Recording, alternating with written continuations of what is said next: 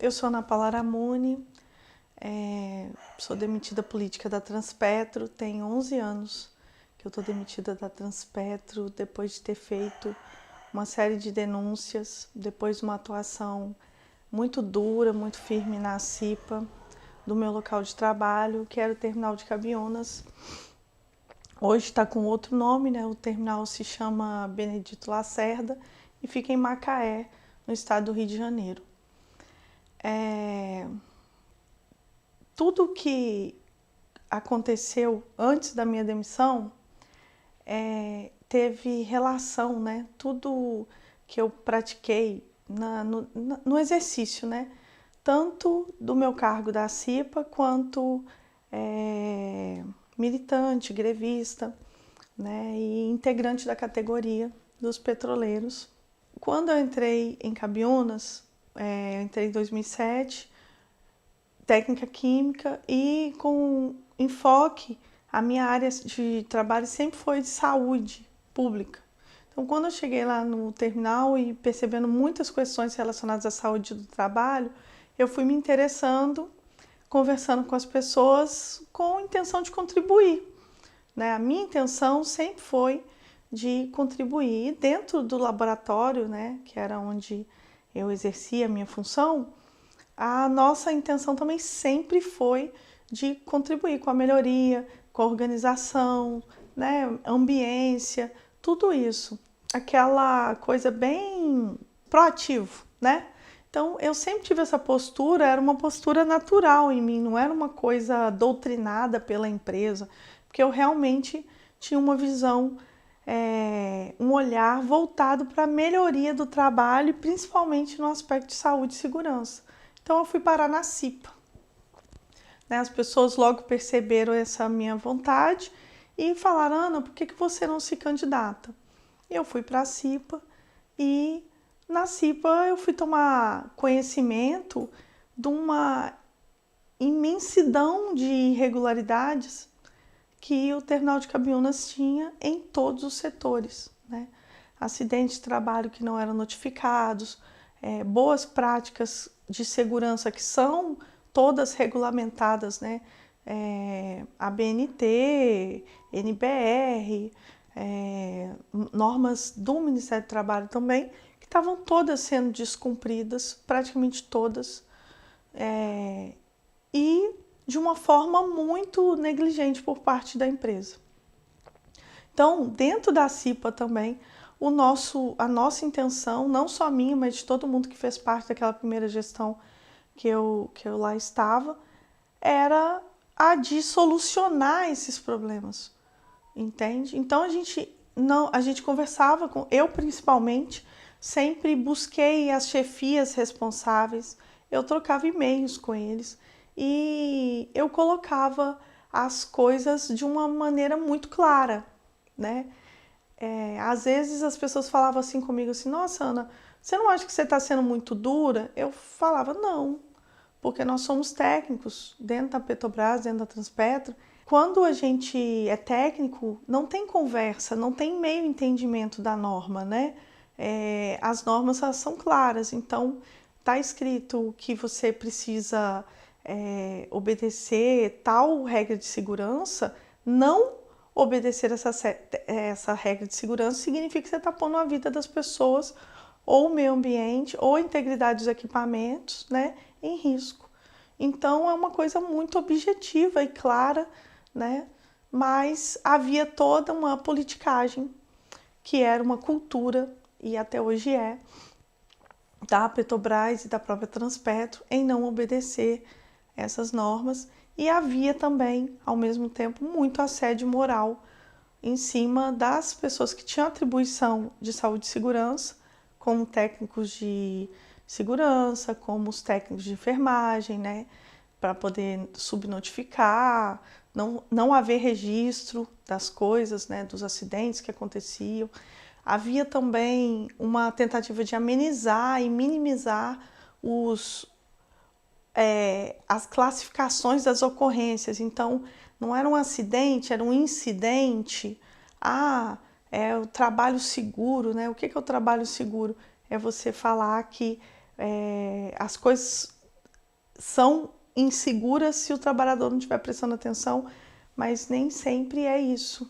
Às vezes é a falta de um equipamento de segurança coletivo ou individual, ou realmente uma exposição que os trabalhadores não têm como fugir dessa exposição, porque a empresa não se disponibiliza a cumprir determinadas normas.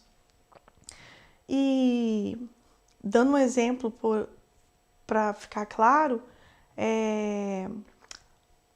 quando a gente realiza amostragem, né, numa linha de petróleo, por exemplo, sempre acontece de extravasar ali o material e suja-se o local de amostragem, que é um local fixo, determinado, né? Tem lá a tubulação, aí tem uma saída para você tirar a amostragem.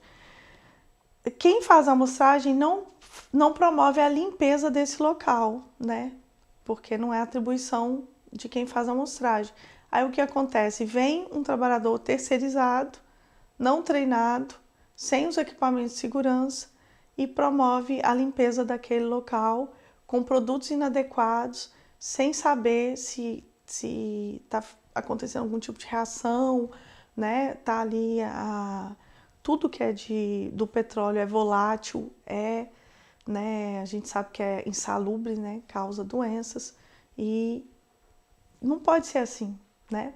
Então, uma empresa do porte da Petrobras, ainda mais com a importância da Petrobras, a Transpetro, ali no caso o terminal de Cabiúnas é o maior terminal, não sei se hoje ainda é, mas naquela época era o maior terminal da Petrobras, né? Nesse amadorismo. Isso para mim, eu que sou técnica, falo com toda tranquilidade, é amadorismo, né? Botar uma pessoa que não tem atribuição, não tem a formação, não tem um treinamento para realizar um trabalho perigoso. Estou falando da limpeza de petróleo, né? Petróleo não explode tão rápido assim, mas nas áreas de gás é a mesma coisa, né? Então, são coisas muito pequenas e muito grandes também. E o nosso embate na CIPA foi no entendimento de que a gente estava sempre conversando com técnicos. Todo mundo dentro da Petrobras é técnico. O engenheiro é técnico, o médico é técnico, todo mundo lá dentro, né? O técnico de segurança é técnico. Então, todo mundo ali dentro sabe dos riscos e havia ali uma cultura de amenizar como se não tivesse problema. Paralelamente a isso, um grande número de trabalhadores com doenças relacionadas a essas exposições, não só aos químicos, mas, por exemplo, posturas inadequadas, muita gente com hérnia de disco, muita gente com problemas psiquiátricos por conta de não cumprimento de normas, por exemplo, nos painéis, né, nas salas de controle.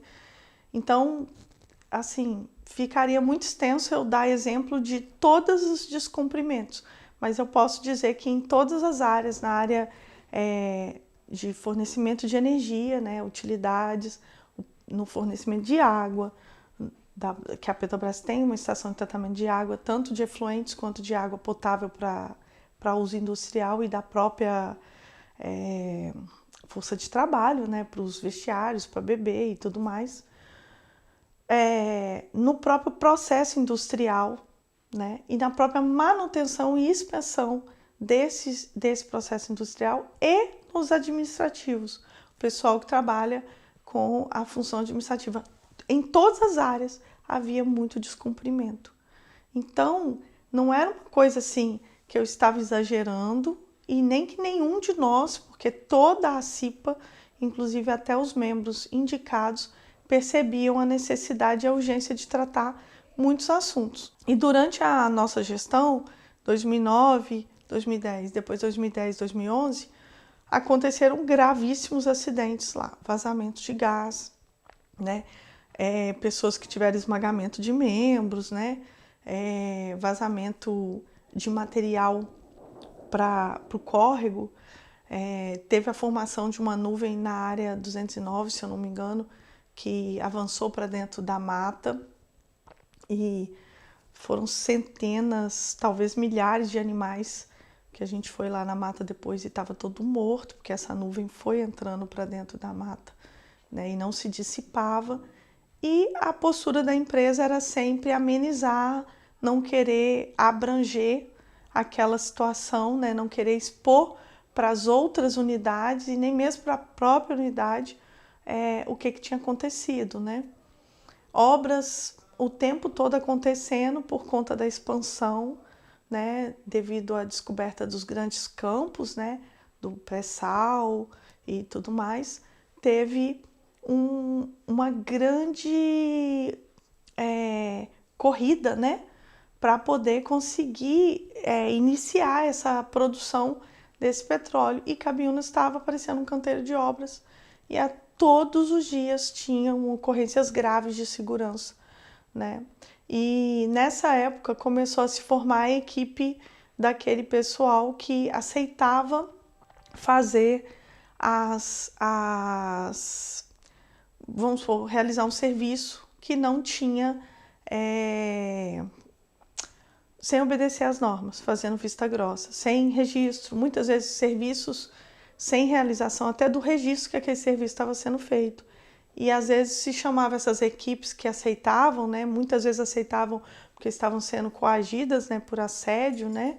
Tipo, se você não quer vir, tem outro que quer vir, né? Principalmente em cima dos terceirizados. E esse pessoal ia no final de semana ou à noite ou feriados para realizar serviços que deveriam, por exemplo, precisariam, por exemplo, de parar o equipamento, né, parar a produção para ser realizado o serviço adequado, e eles iam lá e faziam o serviço com as máquinas girando e tal. E isso ocasionava mais e mais ocorrências, mais e mais problemas. São muitas as situações. E a gente sempre cobrando e muitas das vezes sem ter nenhum tipo de avanço, né? O que aconteceu? Quando eu estava já no segundo mandato, aconteceu uma fatalidade que foi um motorista, o nome dele era Adilson Horta, se eu não me engano, que a empresa dele não tinha pátio para guardar os caminhões e obrigava os motoristas a levarem para casa. E esse era aqueles caminhões de sugar, né? E ele estava sugando um serviço que estava sendo feito, o serviço de tain, se eu não me engano, o nome é esse. Então, abre-se a tubulação e o material que está ali dentro da tubulação vaza, e ele estava fazendo a drenagem desse material.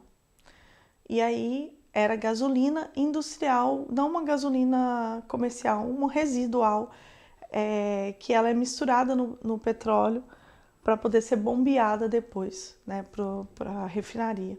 E essa gasolina ela é altamente inflamável e explosiva, ela é muito, não é igual a nossa gasolina de carro, ela é bem volátil, muito perigosa. E o que aconteceu? Ele estava ali sugando essa gasolina, deu o horário, não deu tempo de limpar o carro dele por dentro, o caminhão, antes do horário, porque teria que ser pago a hora extra. Olha a quantidade de problemas.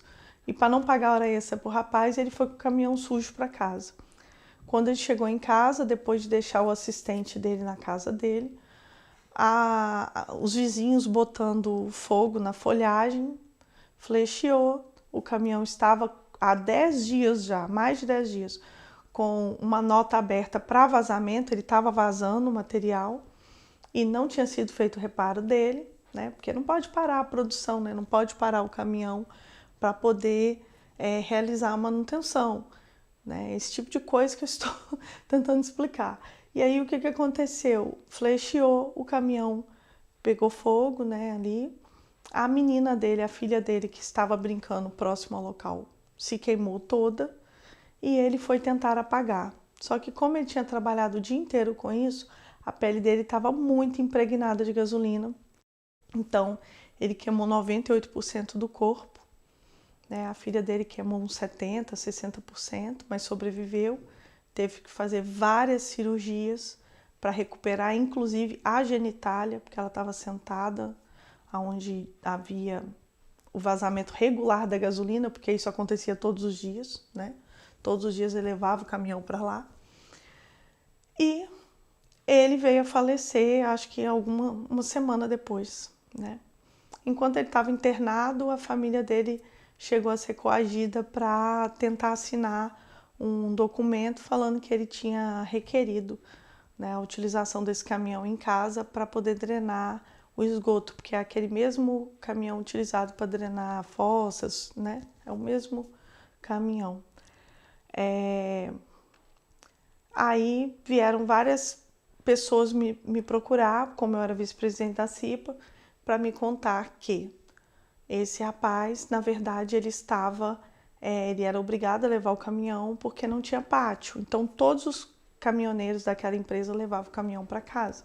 E mais, um técnico da Petrobras chegou ao local, fez a inspeção do acidente antes da Defesa Civil e antes da empresa dele chegar. E o relatório que foi feito e apresentado para a CIPA foi diferente do relatório desse técnico da Petrobras, né? Porque estava com a mangueira esticada como se ele estivesse drenando dentro de casa alguma coisa e sem fazer o aterramento que é necessário para fazer quando você vai fazer o bombeamento. Então a versão foi de que ele estaria usando esse caminhão para poder drenar algo de dentro da casa dele. Eu, como todo mundo da CIPA, acreditamos nessa primeira versão, até que começaram a aparecer pessoas nos procurando, contando o que tinha acontecido na verdade, né? Que, na verdade, flecheou, ele não estava utilizando o caminhão. E, a partir daí, o assédio moral que eu já vivia se agravou muito, porque eu cheguei até a receber uma ameaça de morte na época, eu fiz registro na polícia e tudo mais, porque de fato o que aconteceu foi uma camuflagem de uma situação muito grave, porque as pessoas que chegaram lá depois modificaram a cena do que aconteceu e eu, junto com o pessoal da CIPA, através de outras pessoas que tiveram acesso ao local do acidente e também à rotina dele, por exemplo, tentaram apagar a entrada dele no terminal de Cabiúnas e informaram a gente que naquele dia ele tinha trabalhado em outra unidade, porque o contrato dele, na verdade, era de outra unidade, era de Imbetiba. Então, houve toda uma manipulação. E para a gente esclarecer isso, né, foi muito estressante, muito desgastante. E eu vinha passar mal, eu estava grávida e quase perdi minha bebê. Porque o assédio moral em cima de mim foi muito violento. Me deram advertência verbal primeiro, depois por escrito, depois uma suspensão de 2 dias, eu acho, e depois uma suspensão de 6 dias, né? E quando eu estava nessa suspensão de 6 dias, eu recebi uma convocação da empresa para depor numa comissão que estaria investigando as denúncias que eu fiz, porque esse caso foi tão grave, né, que eu não tive alternativa senão levar primeiramente para o Sindipetro NF e depois de ver que não estava tendo nenhum tipo de atuação em relação a essa situação, aí eu levei para o Ministério do Trabalho, que me orientou a procurar também o Ministério Público do Trabalho. Eu voltei ao trabalho depois dessa situação da suspensão e quando eu voltei, ainda grávida, eu estava lá com 5 meses mais ou menos de gravidez, por conta de toda do assédio e tudo mais, eu passei mal dentro do terminal e ninguém me socorreu, ninguém me ajudou. Foi até no dia que eu recebi mais uma advertência que eu não vou saber, tem 11 anos, né? 11 não, né? 13 anos, então eu não vou lembrar exatamente, foram tantas as advertências que eu recebi, todas infundadas, na verdade eram recados para que eu parasse de mexer no que eu estava mexendo. Então eu passei mal, entrei em trabalho de parto e quase perdi minha filha aos 5 meses e tive que fazer repouso por 3 meses. E desenvolvi aquela síndrome pós-trauma, né? Fiz tratamento psiquiátrico enquanto amamentando, grávida primeiro, depois amamentando. Até os 2 anos da minha filha eu tive que fazer tratamento psiquiátrico, porque eu pensava normal, né? Eu tinha um raciocínio normal, porém eu tinha muitos sintomas físicos. Eu tinha taquicardia, falta de ar, tremor, não conseguia dormir. Então não adiantava eu pensar e falar normal, né? Tá com raciocínio normal e ao mesmo tempo tá tão debilitada fisicamente por conta de toda essa situação. Essa situação foi reconhecida como acidente de trabalho pelo próprio INSS, né? A Transpetro recorreu, foi mantido até Brasília, né? Ela recorreu em 3 instâncias, porque parece que existe uma Câmara especial, depois que chega em Brasília tem mais esse fórum. Ela foi até a última instância e perdeu em todas e foi reconhecido como acidente de trabalho. No entanto, eu nunca recebi nada relativo a esse reconhecimento, né? Esse processo que foi administrativo só se encerrou quando veio a minha primeira demissão, que aconteceu 1 ano depois desse meu acidente de trabalho e dessa situação de assédio moral que eu estava vivendo. Quando a gente estava na CIPA, né, a minha preocupação maior era a questão da igualdade, né, entre os trabalhadores. Então, a gente fez um trabalho para unificar a CIPA de Cabiúnas com a CIPA de Imbetiba e de Parque de Tubos, que são as 3 unidades da Petrobras em Macaé, e também de trazer a CIPA das empresas contratadas para dentro da nossa CIPA. Então a gente estava sempre em busca do que estava acontecendo lá para dar andamento, dar força para a CIPA dos contratados, porque a gente sabe que o universo das empresas privadas é muito diferente, muito mais desorganizado, né, do ponto de vista político.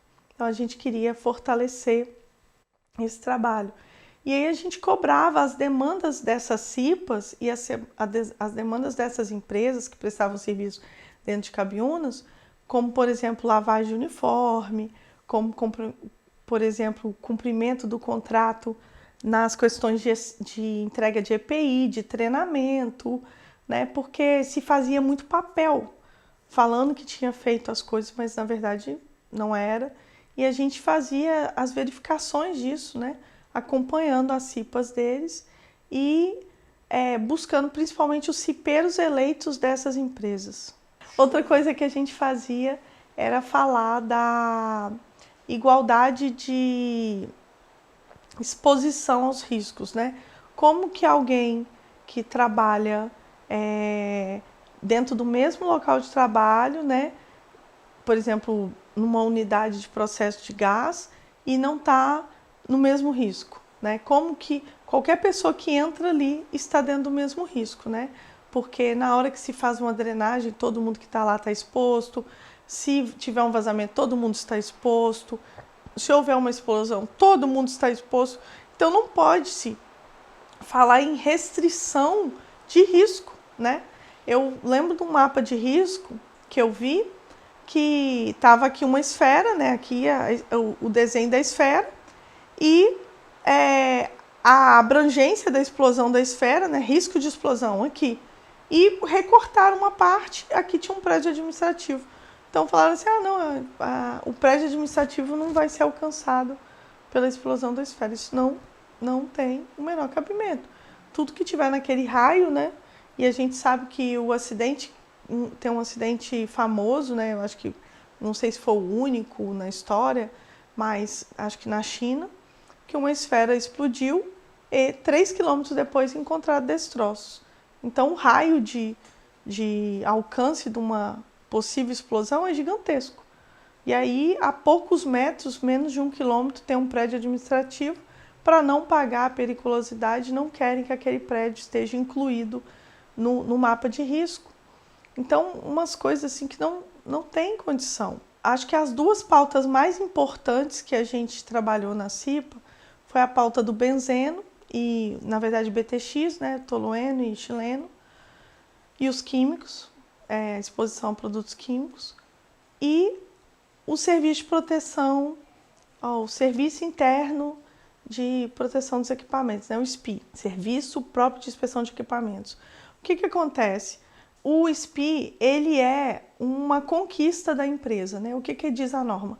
Que a empresa que tem boas práticas de manutenção e inspeção, o IBP, né, que é o Instituto Brasileiro de Petróleo, ele vai verificando o atendimento a essas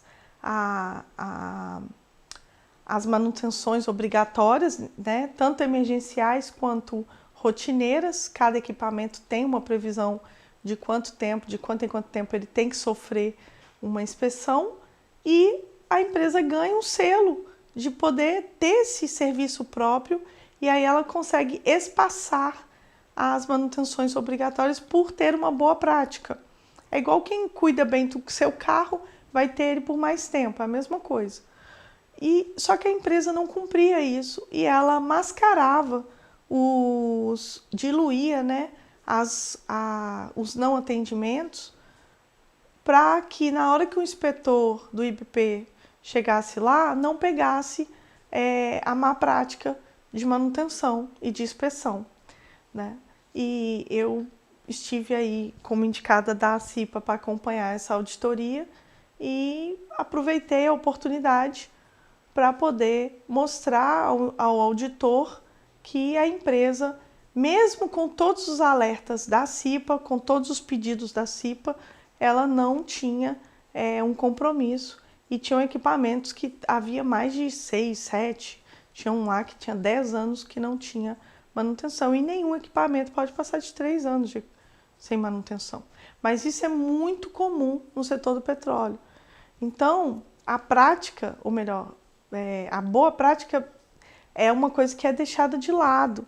E aí, na hora que acontece um acidente, quer contar com as equipes da brigada como se fossem heróis, pessoas dispostas a se expor a um risco ainda maior para preservar os equipamentos. E tudo isso com muito assédio moral, E na questão do benzeno, né, a gente conseguiu participar da subcomissão do benzeno específica para tratar daqui, né, da questão de Cabiúnas, e de participar da comissão, das reuniões da Comissão Estadual de Benzeno. E nessas comissões a gente conseguiu expor a seguinte situação, que sim, os trabalhadores de Cabiúnas estavam expostos a percentuais acima daquilo que já preconiza uma série de melhorias nos equipamentos de proteção coletiva, que a empresa não implementou, que eu saiba, até hoje, mesmo sendo notificada pelo Ministério do Trabalho, mesmo a comissão de benzeno tendo representantes, né, dos trabalhadores, dos órgãos do governo e das empresas, porque é tripartite essa comissão. Então, mesmo com toda essa informação, né, e nós sofremos lá em Cabiúnas devido às denúncias, né, uma diligência do Ministério do Trabalho que culminou em mais de 30 notificações, quase 40 notificações, e numa delas estava lá, bem específico em cima da questão do benzeno, exigindo o recolhimento do GFIP para aposentadoria especial. E essa era a nossa intenção quando a gente cobrava as questões do benzeno, porque a aposentadoria especial é para diminuir o tempo de exposição do trabalhador ao benzeno, né? A pessoa já está exposta, tem que ficar no máximo 25 anos, ela já está exposta, não tem como zerar a exposição, né? Então o GFIP e a aposentadoria especial é mais uma tentativa de minimizar os danos desse agente químico que causa um monte de coisas, né? Leucemia, aplasia, câncer e vários outros problemas, porque ele é absorvido e o organismo não consegue eliminar. A gente conseguiu medições no local de trabalho para poder tentar minimizar a exposição. A gente conseguiu que a empresa implementasse a medição na urina dos trabalhadores após a rotina, né? Então o trabalhador ficava lá o dia inteiro trabalhando, se expôs ao gás, aí se media a exposição, e isso tudo deveria, né, ir para o histórico daquele trabalhador que foi medido e para o histórico coletivo. Só que todo esse trabalho se perdeu. Por que se perdeu? Porque após a minha demissão, a CIPA foi desmobilizada, né? Todos os membros da CIPA da época que eu fui demitida sofreram algum tipo de sanção, foram transferidos, foram colocados em casa recebendo sem trabalhar, cada um aconteceu uma coisa, e o pessoal que assumiu, né, a nova CIPA não se preocupou em dar andamento às coisas que já estavam na pauta da CIPA. Eu até compreendo, porque diante do cenário de assédio moral muito violento, muito agressivo, e também sem apoio sindical, fica muito difícil fazer isso, né? Fazer esse enfrentamento, ainda mais tendo uma demitida política por causa disso tudo, né? Um outro motivo que culminou que levou à minha demissão, todo mundo sabia, já era bem público, que eu seria candidata, e por conta das pautas e também por conta da militância, eu sempre participava dos congressos da categoria, todas as mobilizações da categoria eu também participava. Eu já havia concorrido a uma eleição sindical aqui no Norte Fluminense, então já era bem conhecido da categoria que eu seria candidata para o CA da Transpetro. Eu pessoalmente não queria mais participar dessas, tanto da CIPA, quanto de eleição e quanto de sindicato. Por quê? Porque depois do meu acidente de trabalho, né, que foi um ano antes disso, e por conta de toda a assédio moral e por eu estar fazendo tratamento psiquiátrico e tudo, eu não queria. Eu estava num processo assim de, vou fazer o que a maioria faz, que é cuidar do próprio trabalho, não vou olhar mais para as questões de segurança e de saúde. E também não vou ficar me envolvendo tanto assim nas questões políticas, sindicais. Eu voltei, eu estava com um bebê, a minha filha estava muito novinha ainda. Voltei bem calma. Só que eu percebi que a empresa estava com muito medo de mim, porque o assédio meio que se tornou mais sofisticado, né? Eu percebia, por exemplo, que eu chegava para trabalhar e o meu computador, quando eu entrava no meu e-mail, já tinha mensagens lidas que eu não tinha lido. Aí eu ficava o tempo todo notificando a TI, né, de que estava acontecendo isso. Me tiraram de uma sala onde eu estava trabalhando, me puseram em outra e ficavam me vigiando, né? Teve a mudança também do meu setor. Eu mudei, a minha gerência era direto no Rio. E aí minha gerência, durante esse afastamento meu, se modificou e eu passei a ser gerenciada pela operacional, que em tese é uma aberração, porque se eu sou da qualidade, eu fiscalizo a operação, eu fiscalizo a produção. E aí o meu setor foi ser chefiado pelo setor que ele fiscalizaria, ou seja, né, perdeu força, perdeu autonomia, e lá estava eu retornando ao trabalho sem querer mexer com nada e percebendo que o ambiente estava muito pior, a ambiência, né, muito pior do que antes do meu acidente de trabalho. Mas percebendo que o assédio moral continuava, né, eu entendi que não seria interessante para mim ficar afastada das coisas coletivas. Então eu voltei a me organizar, né? E aí as pessoas disseram para mim que era importante eu me candidatar para o CA, porque tudo que eu tinha trabalhado, tanto a questão do benzeno quanto a questão do SPI e até das mobilizações, né? A nossa participação nos congressos tinha feito as pessoas me acompanharem à distância. E essa era uma eleição nacional. Então, todo mundo achava que eu tinha grande chance de ser eleita. Aí eu fui candidatar. Quando eu fui candidatar, eu percebi que era via sistema da empresa. A empresa não estava permitindo a minha candidatura, dava erro. Aí eu testei, peguei o computador de um colega na chave dele e falei com ele, eu posso usar aqui 1 minuto, que a minha chave não está funcionando direito? Ele pode. Fiz minha inscrição, isso foi 10h30 da manhã. Às 3 horas da tarde apareceu uma comissão com a minha carta de demissão, né? E depois eu fiquei sabendo que o motivo foi que eu teria conseguido fazer essa inscrição, né? E ainda bem que eu tenho evidência disso, porque eu mandei cópia dessa inscrição para o meu e-mail pessoal, né? Fora do sistema. E eles chegaram lá e eles não tinham justificativa para minha demissão. Era pura e simplesmente não queriam que eu participasse da eleição para o CA. Era o único motivo. Eu conversei isso com a gerente que estava lá, que curiosamente foi a gerente que me admitiu quando eu entrei na empresa, então eu a conhecia. E começou com essa situação, um grande martírio pessoal para mim. Por quê?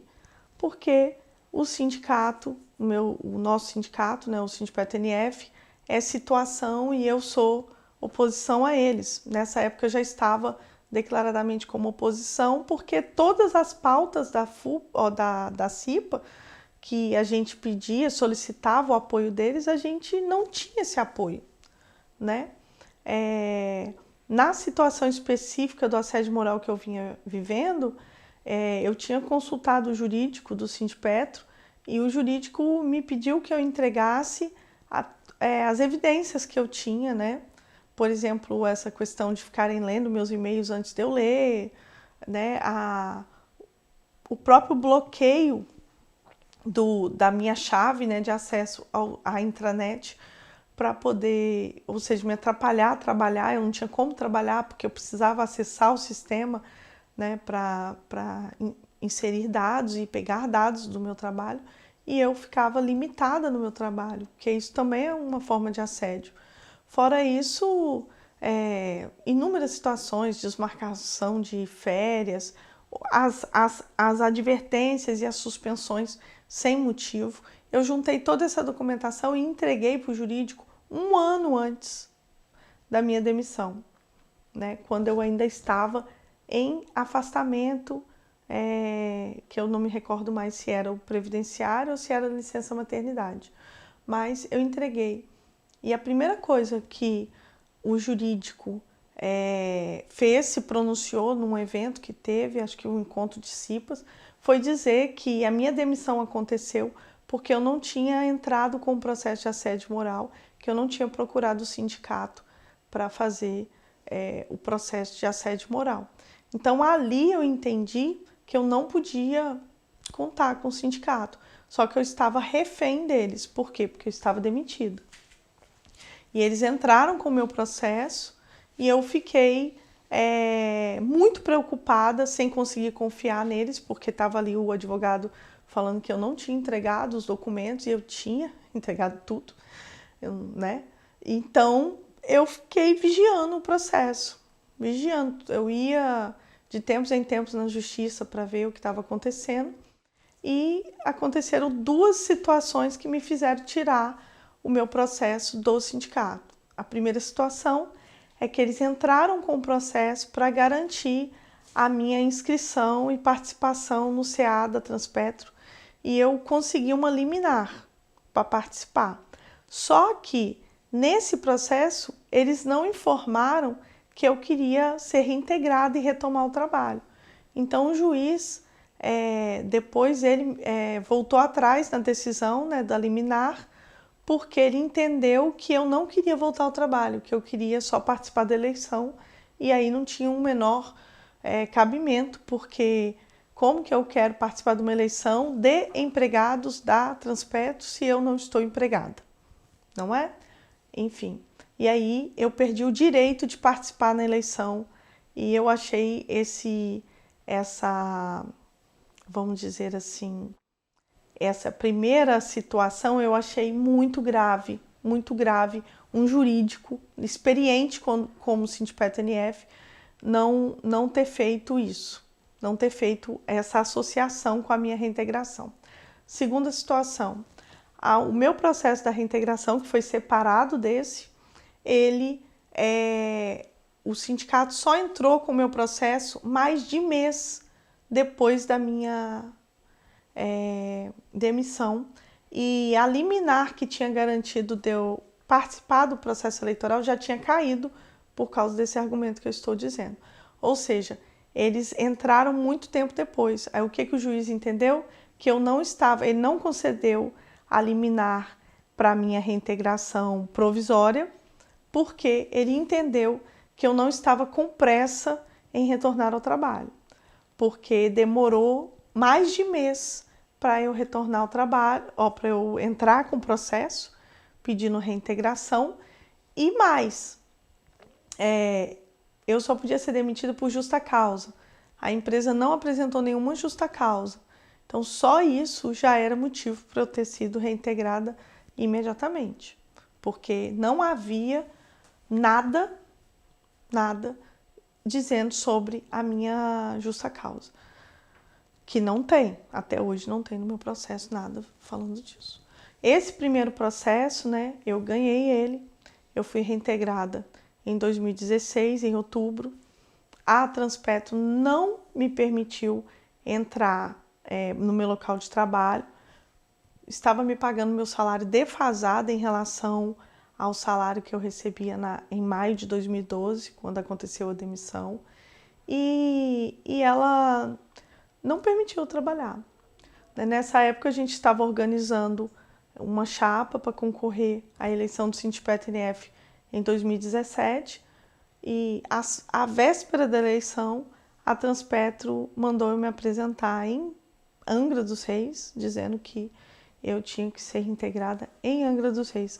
Só que a decisão judicial minha é baseada no meu concurso, que foi um concurso regional, concurso da Transpetro 2005/01, né? Se jogar na internet aparece o edital, e nesse edital tá claro, e foi assim que eu fui reintegrada, baseado nesse edital, que a minha vaga era para Macaé. Eu fiz prova em Macaé, eu me apresentei em Macaé, e meu concurso nunca foi nacional, então eu não posso ser transferida. Então, na verdade, e a alegação que a Transpetro se utilizou para dizer que eu tinha que ir para Angra é que a minha equipe não estava mais em Macaé e que não havia necessidade de trabalho em Macaé. Outra coisa grave que aconteceu no meu processo, e que foi a situação que eu tive que levar para a diretoria do Sindipetro NF e pedir que a diretoria concordasse, né, com a minha retirada, né, do jurídico do sindicato, foi a seguinte situação. Eu tinha 4 estabilidades.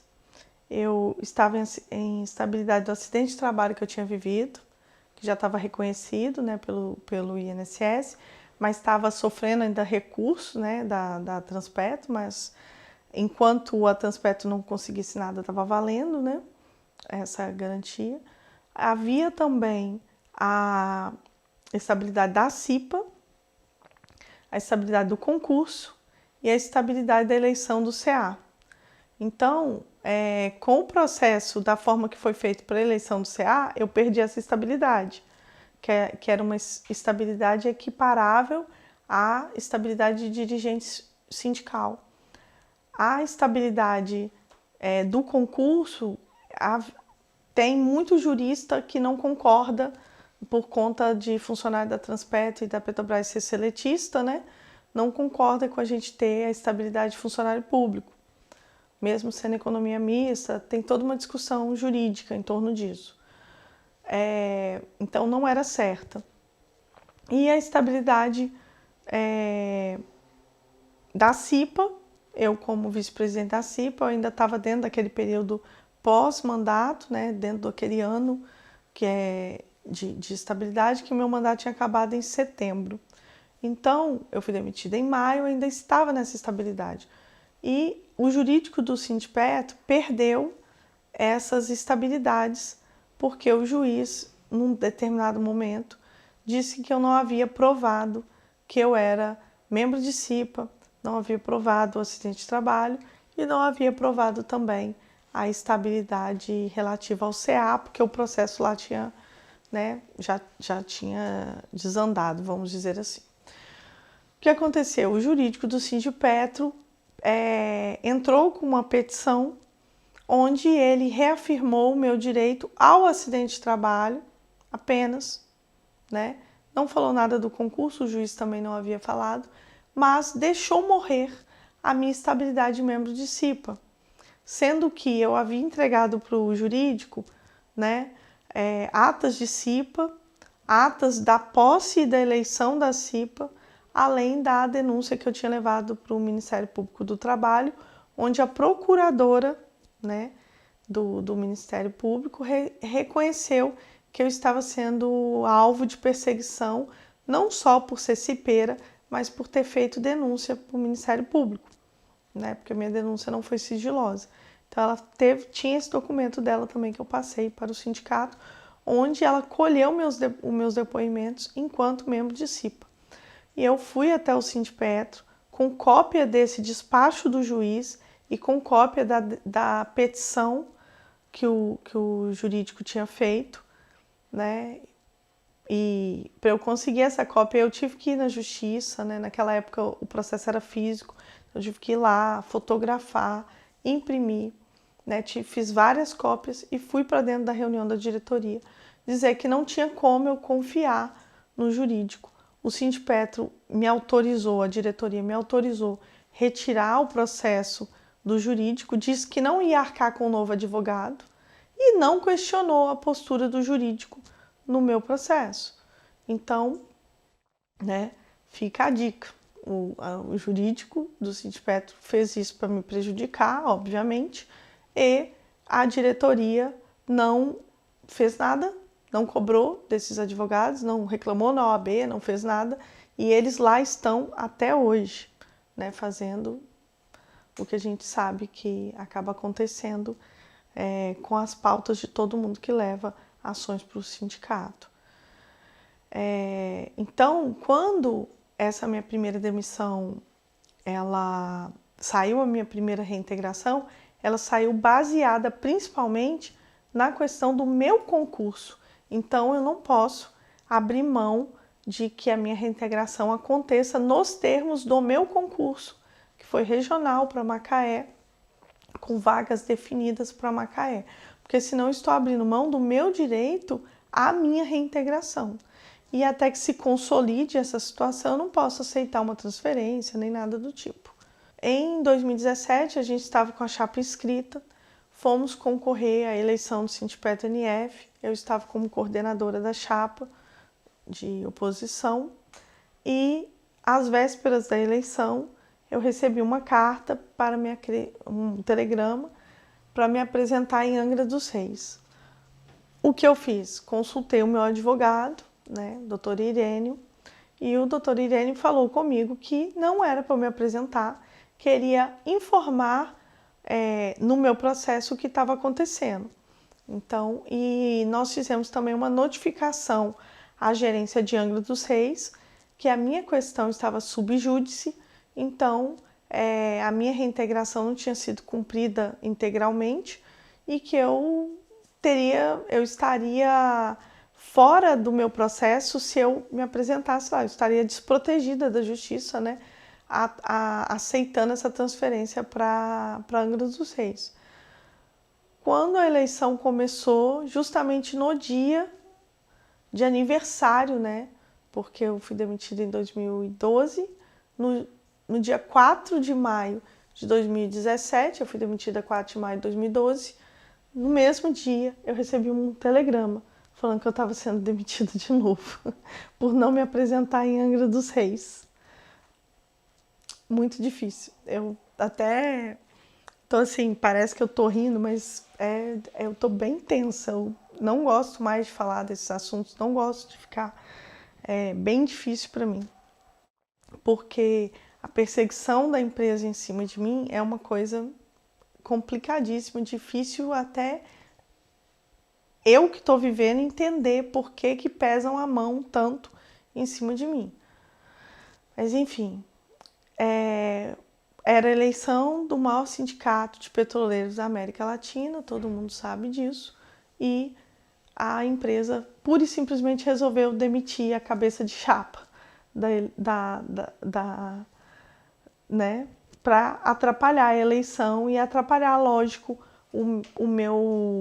a minha integridade moral, emocional, para eu não conseguir participar da eleição que estava se iniciando. Se eu não me engano, era o terceiro dia de eleição quando aconteceu isso.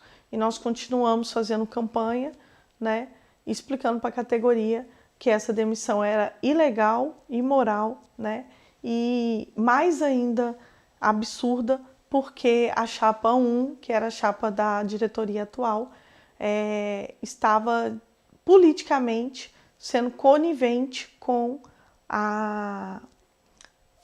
o que a Petrobras estava fazendo, que era me demitir durante o processo eleitoral.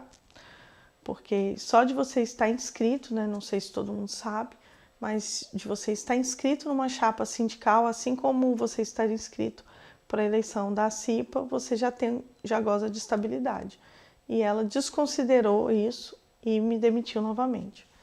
Enfim, nós teve a eleição, eu entrei com um novo processo de outro pedido de reintegração e nesse outro processo aconteceu uma perícia do meu local de trabalho, porque a alegação da empresa é que não havia mais atividade para mim em Cabiúnas, né? A perícia constatou justamente a minha tese, de que a Petrobras reassumiu Cabiúnas, todos aqueles que trabalhavam comigo na época do meu concurso e na época que eu trabalhei, estavam lá trabalhando, os técnicos que trabalhavam antes de mim, alguns tinham aposentado, uns poucos tinham pedido transferência, mas a maioria dos técnicos estava trabalhando no mesmo local.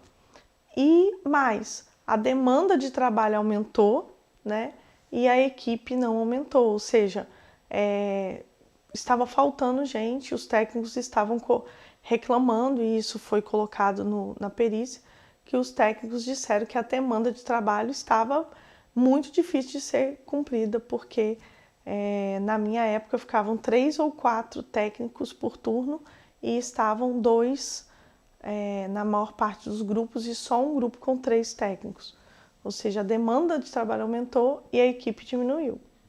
Então, sim, havia vaga para mim em Cabiúnas e a perícia constatou isso, né? Aí eu fui reintegrada novamente em fevereiro de 2020. Fevereiro de 2020, se eu não me engano. Não, na verdade saiu no final de 2019, mas novamente a Transpetro levou todo esse tempo para me reintegrar. A reintegração só se consolidou em fevereiro de 2020 com o pagamento do salário, mas eu não tive acesso ao meu posto de trabalho novamente. Durante esse tempo, né, quando eu fui demitida a primeira vez, o Sindipetro NF colocou nos jornais que pagaria o meu salário, né, que estaria me dando todo o apoio. Eu já contei como é que foi o apoio jurídico. E o apoio financeiro, eles queriam me custear somente o meu salário básico, que dava em torno, era um pouco acima de 1/3 do total que eu recebia.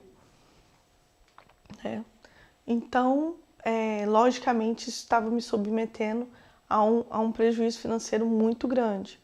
Então, eu fui demitida em maio, e de maio até dezembro, foram muitos trabalhadores que organizaram um abaixo-assinado e no total a gente conseguiu mais de 2.000 assinaturas, né, pedindo aí que fosse pago o meu salário integral. E aí o Sindipetro, depois desses 7 meses, né, de muita cobrança da categoria em todos os fóruns, assembleias, congressos, cursos, tudo, eles aprovaram o pagamento integral. Então, nunca foi da vontade da diretoria fazer o custeio integral do meu salário, né?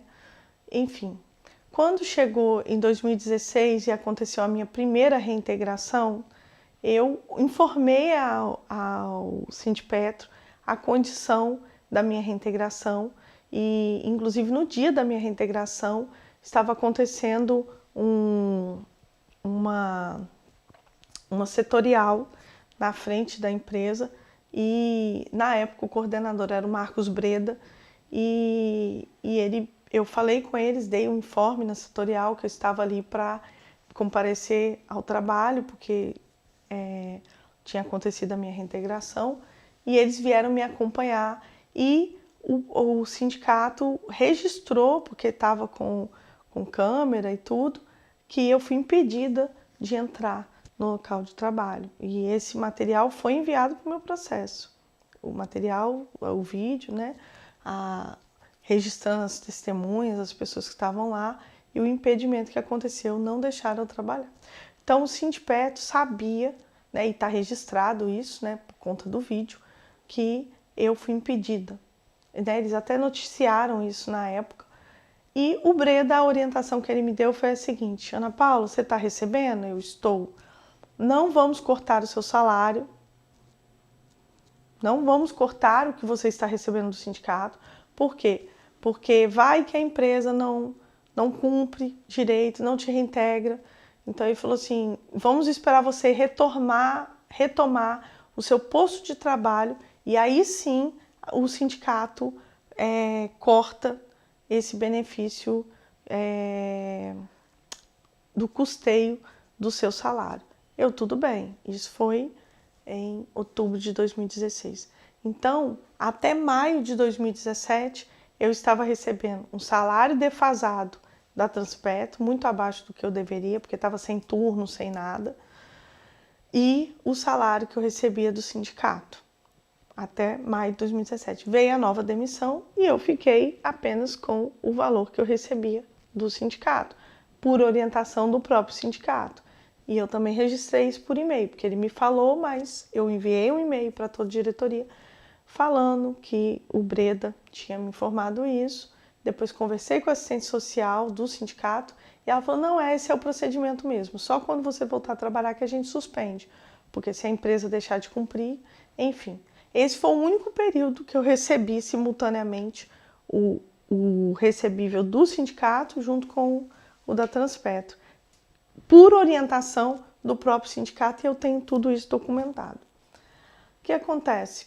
Quando chegou na minha segunda reintegração, em fevereiro de 2020, eu fui numa assembleia na Porta de Cabiúnas, era inclusive véspera do carnaval, era véspera, sexta-feira de carnaval, a Transpetro marcou o meu exame admissional, para admissional ou de retorno, não sei o nome que é adequado, para véspera de carnaval, na sexta-feira. Eu cheguei no Rio de Janeiro, estava uma confusão, né? Porque estava todo mundo se preparando, né, para o carnaval. Muitos funcionários tinham faltado. Ela colocou o endereço errado do local que eu tinha que comparecer, tudo para me atrapalhar, né? E eu consegui fazer o exame, informei isso tudo ao sindicato e eles depois vieram dizer que eu não informei a eles que eu já tinha sido reintegrada. Disseram isso. Só que eles já tinham cortado o custeio do meu salário desde outubro de 2019. Então, eu estava em fevereiro de 2020, desde outubro de 2019, sem receber nada do sindicato. Mas eu informei eles mesmo assim, porque eu sou filiada e qualquer questão o sindicato tinha que promover uma ajuda, ainda que fosse política ou o que fosse. Enfim, quando aconteceu essa minha segunda reintegração, logo depois começou a pandemia. E a Transpetro deslocou todos os seus trabalhadores do administrativo para o home office. e eu pura e simplesmente não tinha nenhum ramal para conversar sobre qualquer coisa relativa ao valor que eu estava recebendo, que também estava defasado, no mesmo molde lá de 2016. Então, eu estava recebendo valores que eu não sabia exatamente o que eram, eu fui impedida de trabalhar de novo e eu não recebia contra-cheques. Então, eu não sabia o que estava sendo descontado ou não, o que eu recebia. Eu não tinha como saber, porque eu não tinha os contra-cheques. Quando chegou em maio ou março, agora estou em dúvida, de 2021, já na segunda instância, o desembargador entendeu que a Petrobras, a Transpetro, podia sim me demitir, e isso contrariando a perícia do processo que diz que não, que ela não podia me demitir porque precisava de mim, porque não precisava de mim em Angra, né? Inclusive o preposto que foi no depoimento, né? Foi dar o depoimento dele no meu processo, nas testemunhas, ele era um trabalhador de Angra dos Reis, esse preposto. E ele disse que em Angra dos Reis não era necessário o aumento de mão de obra.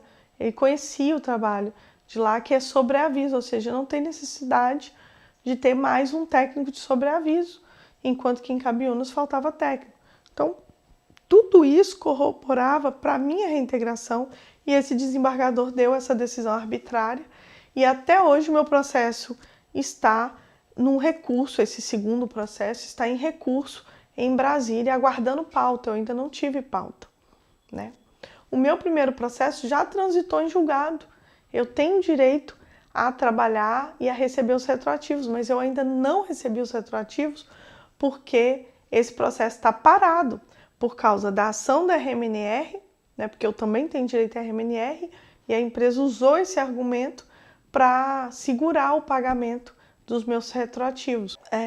Depois da situação toda dessas demissões e tudo que aconteceu, muita gente vinha me questionar por que eu não aproximava da diretoria do sindicato, por que eu não buscava comissões que existiam para tratar do assunto dos demitidos, né? E não é verdade isso, que eu nunca tentei me aproximar da diretoria do sindicato e muito menos que eu não participei e não tentei participar das comissões de anistia.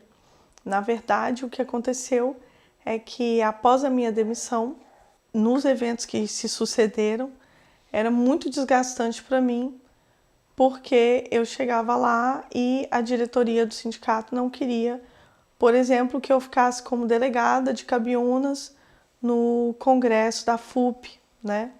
Então, aqueles que participam do congresso da FUP, que me conheceram lá, vão lembrar que depois de 2011 eu não fui no congresso mais, e desde que eu tinha entrado na empresa, eu entrei em 2008, eu sempre participei dos congressos. E por que eu não fui? Porque quando foi tirar a delegação para ir no congresso daquele ano de 2012, né, foi dito que se eu fosse para o congresso, a delegação de Macaé não iria, né? E aí o diretor de Cabiúnas, que era o Jedson, veio conversar comigo falando assim: Ana, falaram que a delegação não sai com seu nome, então a gente vai tirar seu nome para a delegação de Cabiúnas, de Macaé, poder ir. E aí é bem complicado, porque vocês pensem, eu tinha acabado de ser demitida, de passar por um assédio moral violento, né, terrível, que culminou na situação de eu quase perder a minha filha, né, ao ponto de eu não querer mais mexer com política sindical, nem com CIPA, nem com nada. E eu voltei para isso porque eu continuava sendo vítima de assédio moral dentro da empresa e a diretoria do sindicato, pura e simplesmente, dizendo que não queria que eu fosse para o Congresso porque o meu posicionamento político é diferente do deles. Então, a verdade é que não há um processo democrático ali, né? Eu estava sendo descartada da categoria, eles já estavam pagando meu salário defasado, eu estava, sim, usando os fóruns da categoria para denunciar para a própria categoria que a diretoria não vinha cumprindo uma prática histórica, porque por conta da minha demissão, eu conheci inúmeros demitidos políticos, não só do Norte Fluminense. Eu descobri, inclusive, que havia, né, na época, não sei se ainda funciona hoje, uma comissão de demitidos da Petrobras, do sistema Petrobras, e que era autogerida, né, pelos demitidos, não era uma entidade ligada aos sindicatos, e todos os demitidos do Norte Fluminense até então recebiam o vencimento integral. Então, foi demitido ganhando 5 salários mínimos, ganhava os mesmos 5 salários, né, depois da demissão. Por quê? Porque a intenção disso era manter a dignidade daquele trabalhador que estava sendo perseguido e sendo maltratado, né, escorraçado de uma empresa, porque se isso acontece no meio privado já é um absurdo, mas entre concursados, né, eu não estou ali na Petrobras porque as pessoas me dão essa oportunidade, é porque eu passei no concurso, né? Então é um direito meu.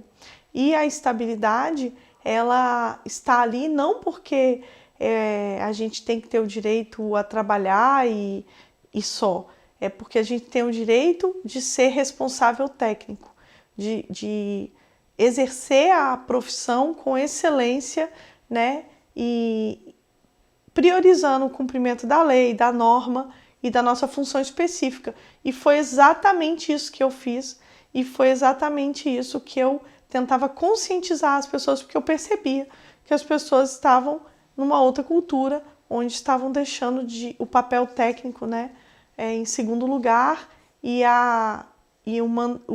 aquela coisa do chefe mandou em primeiro lugar. Só que um técnico não pode fazer isso. Vou dar um exemplo bem simples para todo mundo que entendeu do que se trata. Se você vai num médico e o diretor do hospital virou e falou com ele assim: olha, eu não quero que dá injeção em mais ninguém, não quero que coloque soro em mais ninguém. Mesmo que as pessoas estiverem precisando, você não vai fazer isso porque eu não autorizo. O que esse médico tem que fazer? Né? Esse médico tem que fazer o que eu fiz, exigir que ele trabalhe com excelência técnica. Ele não pode tratar as pessoas sem poder aplicar injetáveis, e ele também não pode ficar sem soro venoso, porque dependendo da enfermidade da pessoa, é o único acesso. Tem gente que não pode colocar via oral porque a pessoa está desmaiada, está inconsciente, ou pura e simplesmente está com um problema gástrico que não vai ter como ela pôr para dentro, então ela vai ter que tomar via venosa. Então é a mesma situação. Todo mundo dentro da Petrobras é impedido de ter excelência técnica através do assédio moral, né?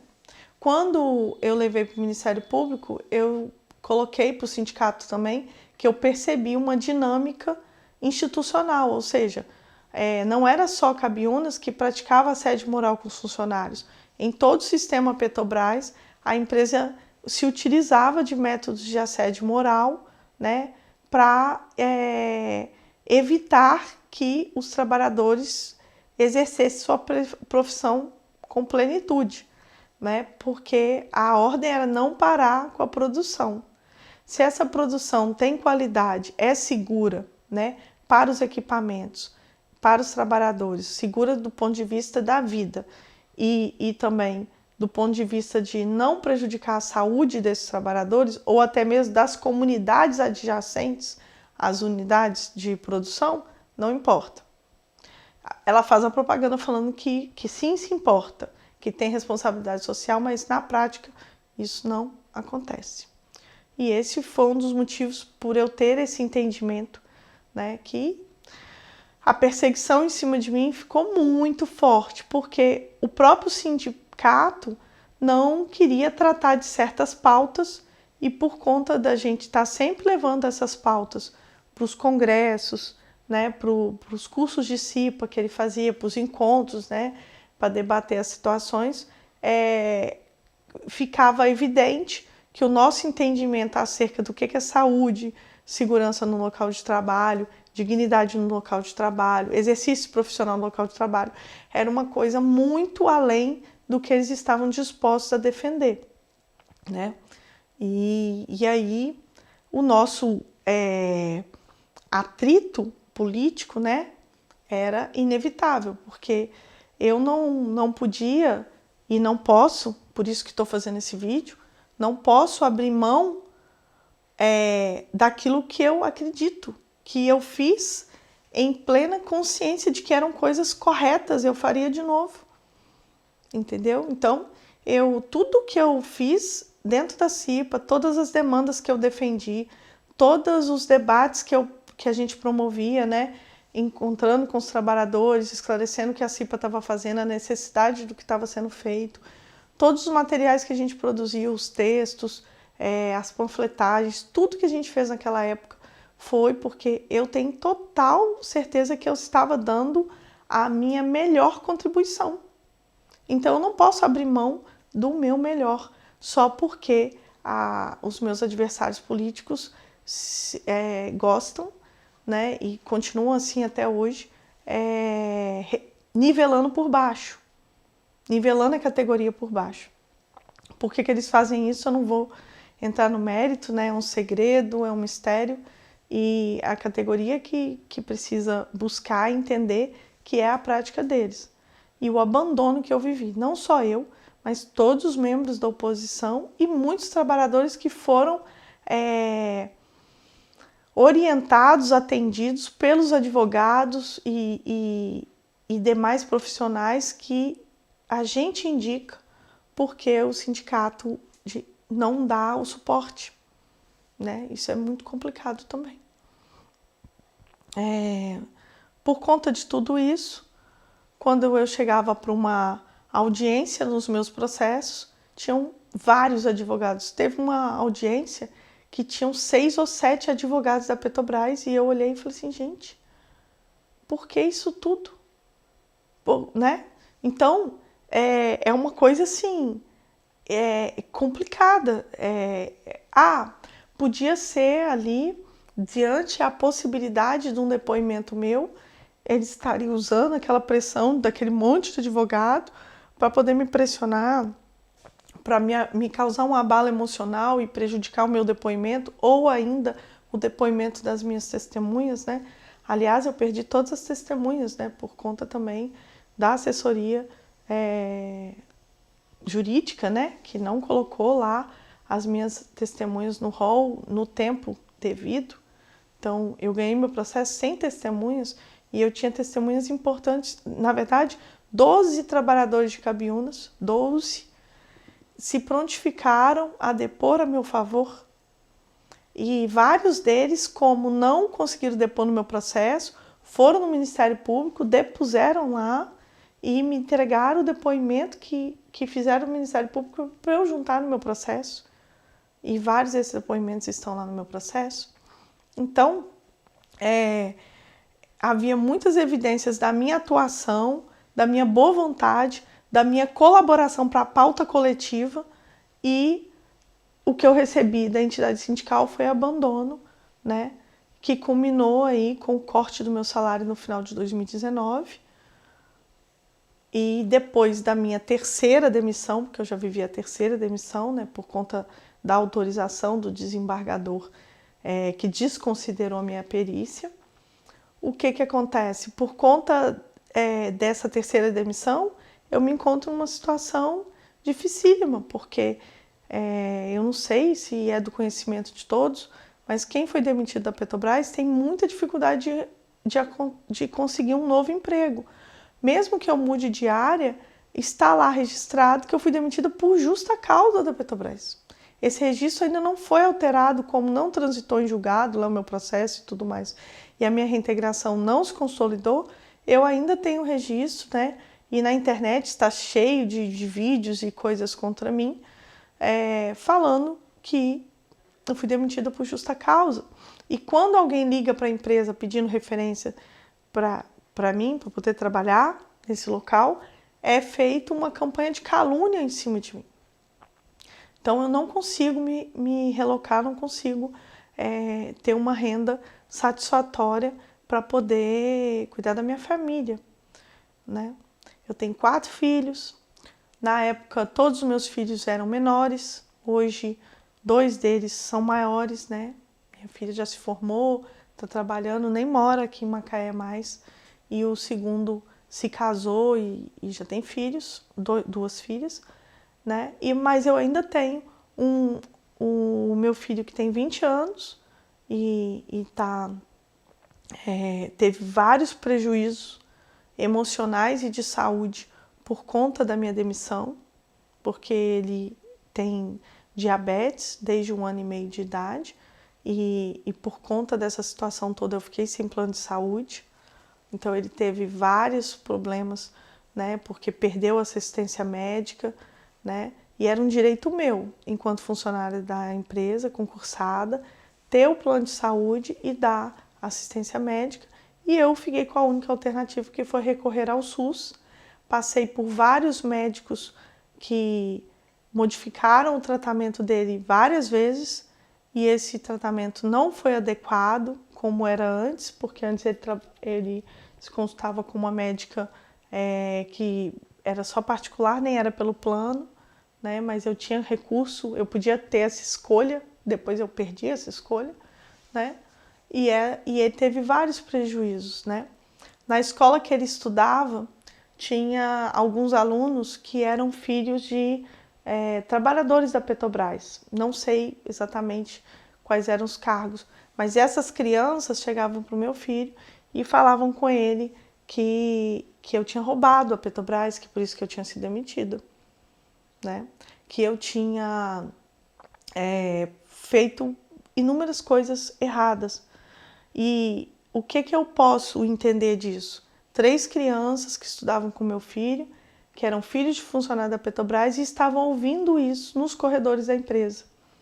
Então houve muita campanha de calúnia contra mim. E o meu filho não falou nada disso comigo. Simplesmente ele se afastou de mim, ele passou a duvidar, né, da minha índole e ele teve vários problemas psicológicos. Ele chegou inclusive a tentar cometer o suicídio em 2018, de 2018 para 2019, no Réveillon. Então ele ficou profundamente abalado e depois que ele fez toda a terapia e tudo mais, hoje ele está bem, mas depois que ele fez toda a terapia e tudo mais, ele percebeu que toda essa situação da minha demissão, toda essa pressão em cima de mim, eu também passei por um divórcio, me divorciei do pai deles, né, depois dessa situação toda, porque essa situação da demissão, ela mudou toda a minha estrutura familiar. Tudo, né? Tudo que eu tinha de estável, meus filhos não podiam frequentar o clube da Petrobras mais. E todos eles praticavam esporte no clube, né? Nadavam, praticavam basquete, luta, cada um fazia uma coisa. E eles foram limitados nisso também, né?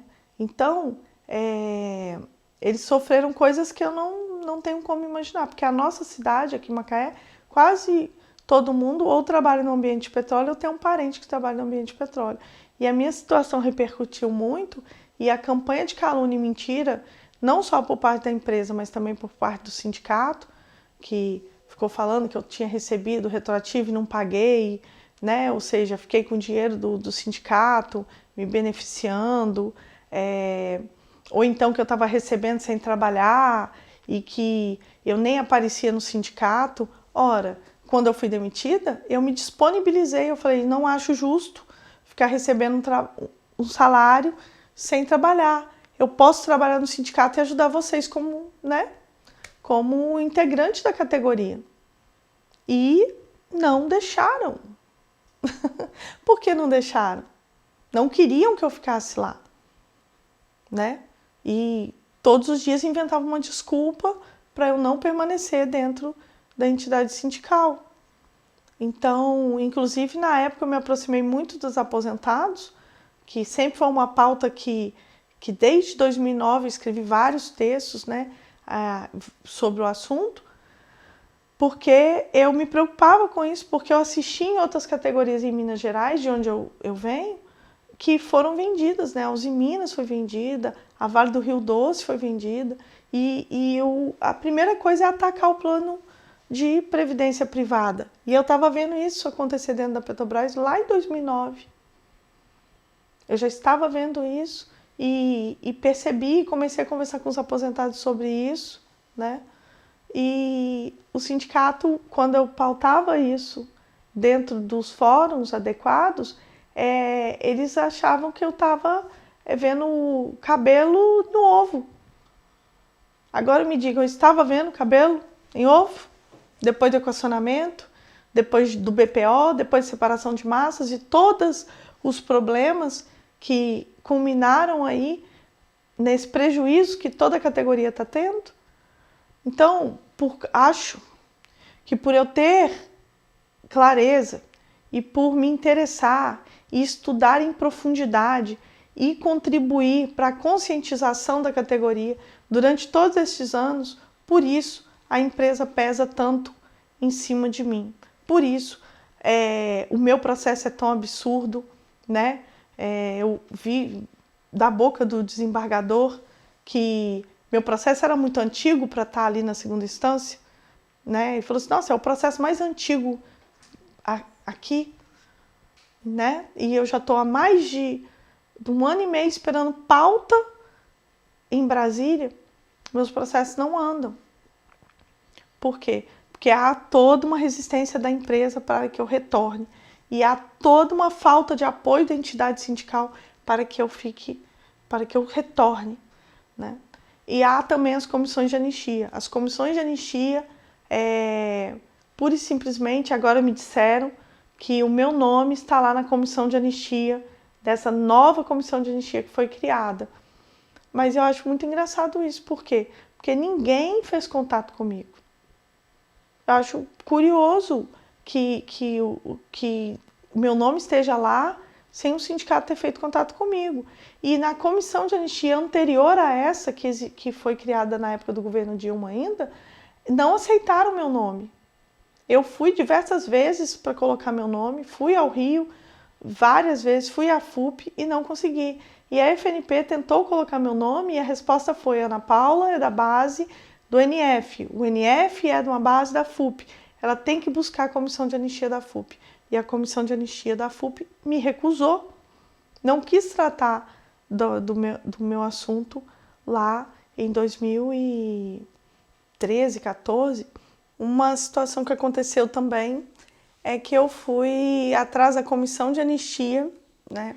No governo existe a comissão de anistia, né? A Comissão de Direitos Humanos, se eu não me engano, Ministério de Direitos Humanos, enfim, que trata das questões de injustiça, né? Dos órgãos, das autarquias, enfim, em relação a várias situações, não só a demissões, né? Por exemplo, na época estava acontecendo ainda, eu acho que ainda estava acontecendo a Comissão da Verdade. E essa Comissão de Anistia também estava ligada diretamente às atividades da Comissão da Verdade. E a resposta que eu obtive lá, como eu fui demitida em maio de 2012, governo Dilma, a resposta que eu recebi é que meu processo não ia ser aceito, não foi protocolado o meu pedido, porque o governo Dilma não praticou nenhum tipo de perseguição política contra ninguém, não só contra mim. Mesmo eu apresentando todos os jornais de sindicatos onde apareceram, onde as categorias reconheceram que a minha demissão era política por toda a minha trajetória até então. Então, eu levei jornaizinhos das entidades sindicais dos petroleiros, né? As duas federações fizeram jornaizinhos, vários sindicatos fizeram, os sindicatos aeroviários, sindicatos portuários de Macaé, dos eletricitários de São Paulo, e eu me lembro até que algumas entidades latino-americanas, né, de outros países, as pessoas falavam: Ana, aqui ó, o seu caso saiu em tal jornal, e me levava. Eu lembro de um sindicato da Bolívia e um sindicato não me recordo se era Argentina, porque tem muito tempo, eu tenho que ver certinho. Mas mesmo eu levando todos esses reconhecimentos da própria CUT, né, da Intersindical, né, da Conlutas, todas essas entidades reconheceram e eu fui convidada em várias atividades destas entidades, principalmente as mais próximas, né, para relatar o que estava acontecendo comigo, denunciar. Então, eu recebi muito apoio das entidades sindicais, um apoio político e reconhecimento de que eu era uma demitida política. Mesmo com isso, a Comissão de Anistia Governamental entendeu que eu não era uma demitida política. Nessa época, o advogado que estava tentando, né, me ajudar, ele estava pela federação, pela FNP, o Aderson Bussinger. Ele levou a minha situação, depois da negativa da Comissão de Anistia, para um membro da OIT, porque ele faz parte da Comissão de Direitos Humanos, né? Ele é o representante da OAB nessa comissão, e ele levou o meu caso. E aí veio uma alemã aqui no Brasil para poder receber mais informações, e ele conseguiu passar muitas informações, tanto do meu caso, quanto do caso da Leninha, que é outra demitida política de outra base da FUP, que é a Bahia, e também é um caso assim surreal, muito injusto, tão injusto quanto o meu, onde a justiça, né, não reconhece e onde a própria entidade sindical que ela era filiada não dá suporte à Leninha, mesmo ela estando doente, né? Porque eu tive um acidente de trabalho, né? Tenho o transtorno, porque esse transtorno não tem cura. No entanto, o meu transtorno está totalmente sob controle, porque eu cuido da minha alimentação, exercício físico, né? Meditação e tudo mais, e eu controlo os sintomas com isso. Mas, recentemente, eu tive aí vários dos sintomas e tive à beira de ter que voltar a tomar remédios, porque além de eu estar sem salário, né, sem renda nenhuma, desde março, eu acho, de 2021, e tá vivendo da ajuda dos companheiros aí que reconhecem a minha luta, né, e fazem uma vaquinha e eu recebo mensalmente, né, a doação de cada um, que no total não chega nem na metade do que eu recebia do Sindipetro, que já estava defasado, né, em relação a 2012, ou seja, eu recebo menos da metade do que eu recebia em 2012, com a ajuda desses companheiros que, graças a Deus, eles estão fazendo essa ajuda, porque senão eu estaria ainda pior, né, com menos recursos para poder sobreviver, cuidar da minha família. No entanto, por conta de tudo isso, né, de ser um valor tão inferior ao que, né, minha família vivia lá atrás, o que aconteceu ao longo dos anos? Eu simplesmente fui cortando, né, principalmente depois do divórcio, fui cortando, né, as coisas subiam de valor, eu fui cortando as possibilidades do que podia ser feito na minha casa, né?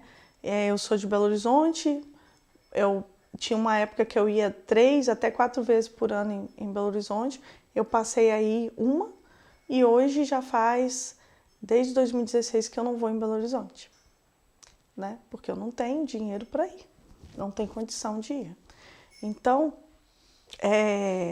teve o afastamento da minha família. Eu sempre fui muito próxima da minha família, né? Sempre fui uma pessoa muito apegada aos meus tios, meus primos, e pura e simplesmente eu não tenho mais como ter esse convívio. Fora isso, também não tenho mais, não estava conseguindo pagar meu aluguel. E agora, no mês de maio, né, eu recebi uma ordem de despejo, e a minha atual situação é que minhas coisas estão guardadas na casa de uma amiga, né, que também é ligada, né, à nossa oposição, ao Sindipetro NF, Meus filhos estão na casa da minha mãe, que é muito pequenininha, e ela mora com uma amiga também, né? As duas dividem apartamento. E para eu ficar lá também ia ficar muito complicado devido ao tamanho do apartamento. Então eu estou ficando na casa de uma outra amiga, né? Tá todo mundo se mobilizando.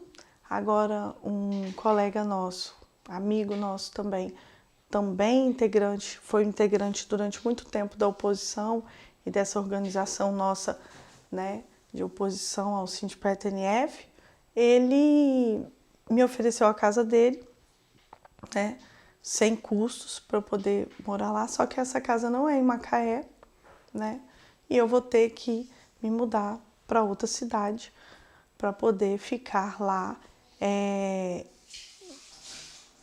nessas condições. Só que é outros problemas, porque eu saí de Macaé nesse momento, né? Cerca de 20 e poucos dias antes de eu receber a ordem de despejo, a minha filha de 12 anos também tentou se suicidar. Por quê? Porque toda uma dificuldade que, por mais que a gente tente resolver a situação, né? Toda a internet, acho que tem muitos pais passando por essa situação, e eu estou receosa de mudar de cidade porque ela está no SUS fazendo o tratamento dela, né? Enfim, e aí eu vou ter que mudar de cidade e retirar ela desse suporte que ela aceitou ajuda, né? Afinal de contas, não é qualquer coisa isso que aconteceu com ela. Então é a segunda vez que acontece isso na minha família. E não tem como eu não deixar de associar a tudo isso que aconteceu na minha vida pessoal e profissional. Não tem como eu deixar de associar, porque a minha família vive numa condição que é quase clandestina. As pessoas inventam histórias sobre mim em todos os lugares, né? Por conta dessa demissão que não está esclarecida, e por isso é um dos motivos de eu estar fazendo esse vídeo, porque é um pedido meu para que a categoria pare de acreditar, entendeu? Nesse monte de mentiras que é lógico que a Petrobras vai inventar sobre mim, porque ela quer ficar livre de mim e de tudo que a nossa luta representou, nossa organização, a nossa conscientização, né? Todo mundo que é trabalhador do sistema deve estar entendendo o que eu estou falando, né? Porque está lá dentro, sabe como é trabalhar dentro do sistema, como é difícil trabalhar dentro do sistema Petrobras. É verdade que a Petrobras é uma empresa muito capaz e realiza grandes coisas, mas certamente se os trabalhadores tivessem a autonomia profissional que eu estou falando, se as normas fossem obedecidas conforme eu estou falando, certamente nós estaríamos em outro patamar. Não tem ninguém que não reconheça isso, né? E não tem ninguém que não reconheça o tanto de coisas equivocadas que acontecem dentro da Petrobras para desvios, superfaturamento e muitas outras coisas. Eu nunca foquei nesse aspecto, mas esse aspecto está profundamente interligado a tudo que eu defendi quando estava dentro da empresa e durante todos esses anos tentando organizar uma alternativa à diretoria sindical atual. Eu não fiz isso somente aqui em Macaé, muitos viram e devem se lembrar da nossa tentativa de eleger um candidato para Petros, uma candidatura independente, suprapartidária, porque dentro do sindicato não pode ter partido político, porque senão as pessoas que são contra esse partido político, e elas têm direito, todo cidadão tem o direito de se afiliar ao sindicato, ao partido político que quiser, e estar afiliado no sindicato da categoria dela, são dois direitos totalmente independentes que não podem ser, não são conflitantes dentro da nossa lei. E a gente tem que respeitar isso. E aí as entidades sindicais não respeitam isso hoje. E aí as pessoas ficam sujeitas ao que eu estou vivendo, ao abandono, né? No meu caso, uma perseguição política pela própria entidade sindical para tentar me calar, para tentar me parar, né? E culminou no início de março, né? Essa perseguição do sindicato comigo, na minha desfiliação e no impedimento de eu participar da eleição, da Assembleia da eleição da Junta Eleitoral aqui do Norte Fluminense. Por quê? Única e exclusivamente para atrapalhar a participação, né, da minha pessoa, impedir a participação da minha pessoa na eleição sindical, né?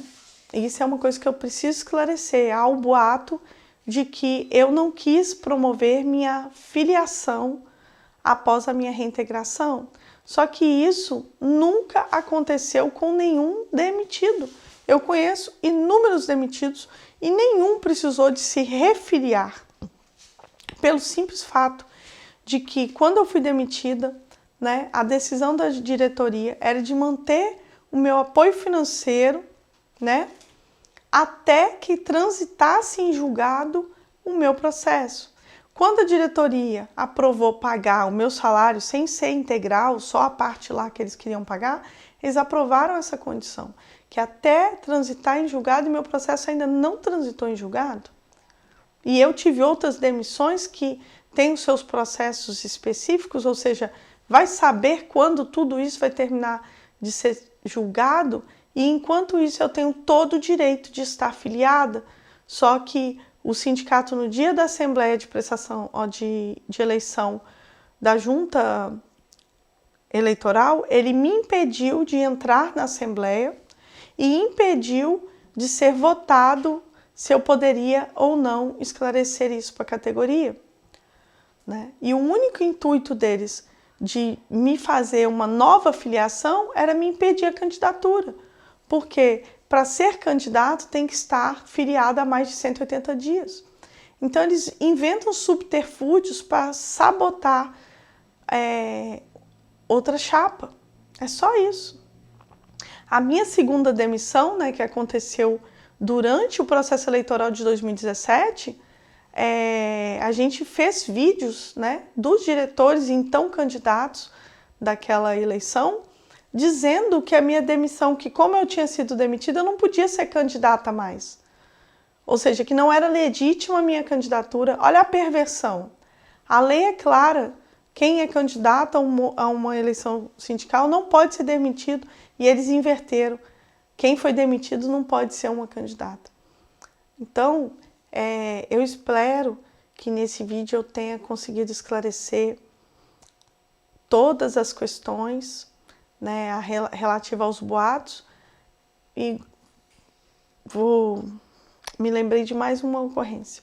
Quando eu fui demitida em maio de 2012, nos meses seguintes aconteceu o primeiro encontro de mulheres petroleiras da FUP. Primeiro encontro de mulheres petroleiras, e eu fui impedida de me inscrever nesse evento. Muitas mulheres naquela época defenderam, que eram diretoras e faziam parte da FUP, defenderam a minha participação, porque eu tinha acabado de ser demitida e todo mundo estava muito inteirado das coisas que estavam acontecendo comigo, né? E eu fui impedida. E uma das então diretoras da época, né, não vou falar o nome dela, ela sabe que eu reconheço todo o apoio que ela me deu enquanto diretora do NF, mas não vou falar porque eu não sei se ela vai querer ser citada, mas ela chegou até a renunciar depois, né, vendo que a entidade sindical colocou ela dentro do sindicato para fazer política contra o racismo e contra a diferença entre homens e mulheres, e ela nunca teve essa autonomia, né? E parte dessa falta de autonomia foi o impedimento da minha participação enquanto mulher demitida política por outra mulher presidenta do Brasil, porque a Dilma era presidente do Brasil naquele momento e a Graça Foster era presidente da Petrobras. Então, eu fui demitida dentro desse contexto, eu fui reconhecida, eu nem sabia, né? Não, vê se eu estava tentando alcançar tal título, né? Eu fui a primeira mulher demitida do governo Dilma, primeira mulher demitida por motivo político em todas as entidades, em autarquias e empresas públicas, economia mista. As centrais sindicais me informaram isso.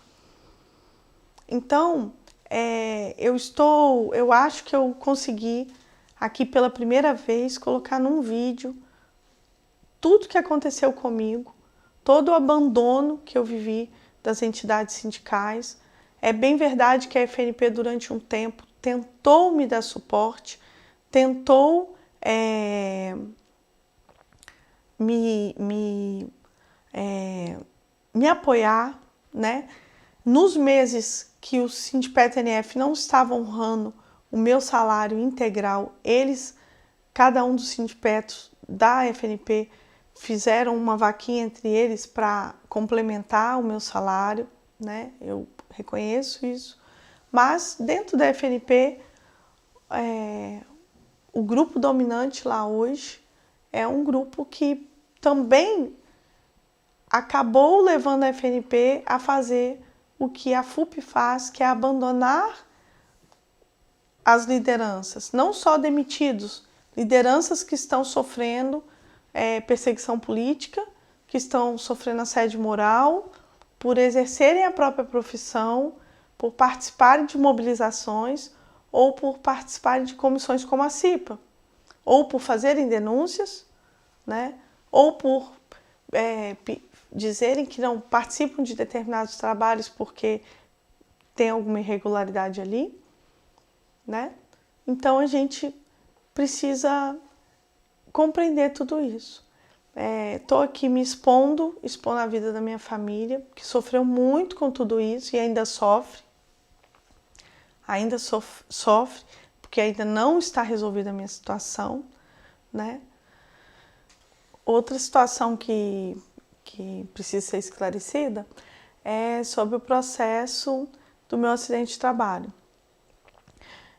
O INSS reconheceu internamente, administrativamente, que eu tinha o direito ao reconhecimento do acidente de trabalho. Só que ele não tomou nenhuma providência, né? Ele só, reconheceu e não fez mais nada. E eu só soube dessa situação do acidente de trabalho, desse reconhecimento, após a minha demissão. Eu soube alguns meses após a minha demissão.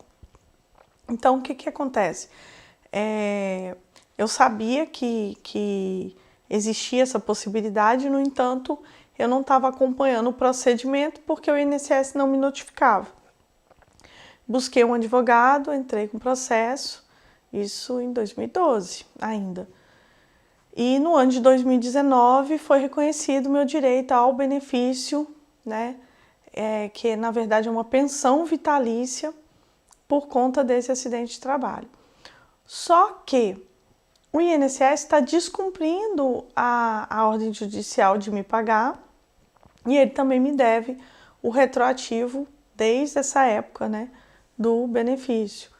E eu ainda não recebi, tá lá na mesma situação, ele está descumprindo. Ele perdeu prazos, ele não apresentou o cálculo, né, dos valores retroativos, e isso tudo está sendo discutido, a justiça é muito morosa.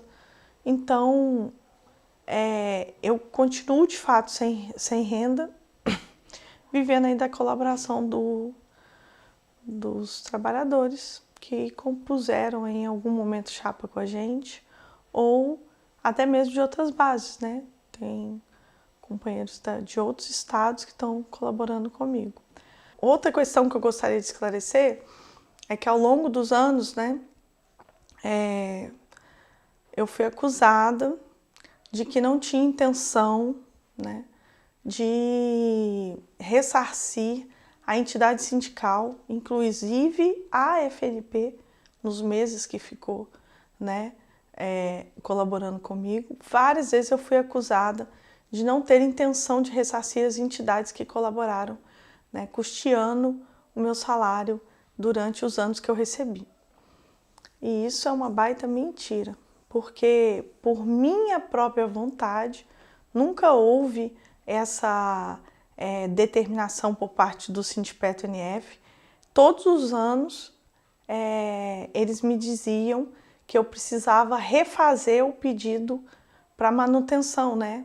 Então, todos os anos eu tinha que protocolar no sindicato um pedido de manutenção, né, de continuidade desse custeio que eles faziam. O custeio que foi interrompido em 2019. O que eu fazia? Nessa carta de pedido de manutenção, eu sempre reiterava, né, eles nunca disseram para mim que isso era necessário, mas eu sempre reiterava o meu compromisso de ressarcir a entidade quando eu recebesse os valores retroativos. Eu não recebi nenhum valor retroativo nos meus processos trabalhistas, então não tem como ressarcir a entidade. E essa foi uma das alegações que o Sindipetro-NF usou para me desfiliar e informou isso na Assembleia de Prestação da eleição da Junta Eleitoral. Então,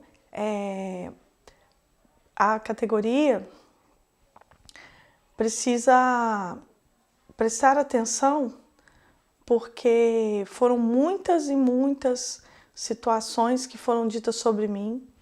E para que tudo fique às claras, eu vou colocar, né, nos comentários desse vídeo, nos comentários na descrição, vou colocar todos os números dos meus processos, né? Todo mundo sempre conhece um advogado, meus processos são públicos, né? O meu processo que é físico, eu vou colocar um link, né, que pode ser consultado, né, não sei, do Google Drive, alguma coisa assim, para todo mundo ter acesso a integrar o meu processo. Eu já fiz isso inúmeras vezes e vou fazer novamente. E sem nenhum problema, porque tudo o que eu estou falando está documentado, ou via e-mail junto à entidade, ou nos meus próprios processos, tá?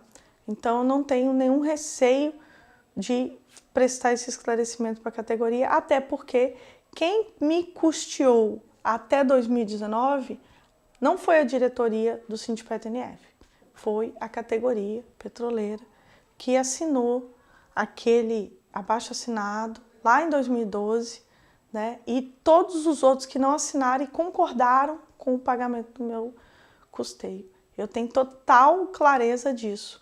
Não foi a diretoria, foi a entidade, e a entidade é nossa, a entidade é o nosso coletivo, todo junto que faz ela.